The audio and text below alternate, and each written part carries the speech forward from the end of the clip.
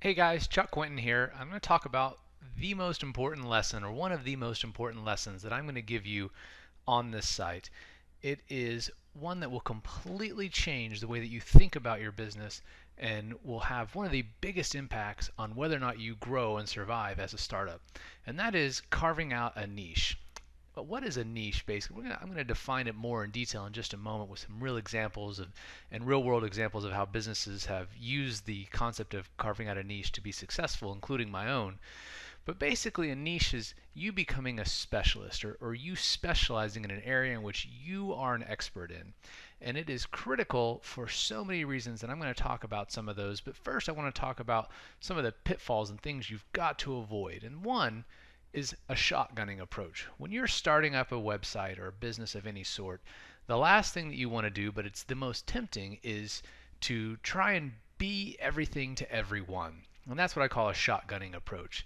So, what you're going to try and do is capture the biggest market share humanly possible. You're going to try to capture 100% of the entire basic general market of what you're doing.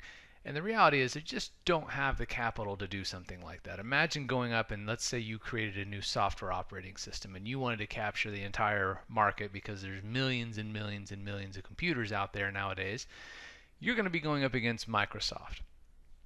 To obviously compete against something like that that's been around for decades now, you're going to require tremendous amounts of startup capital. You're going to have to do tons of branding, and you're going to have a great product, which is going to take time to develop, and all of these other things. And when you're starting out, that shouldn't be your focus. What you need to do is be laser-like in your focus. You need to be very, very targeted because it's much easier to get your message out when you're doing it specific to a subset of the market rather than trying to be everything to everyone.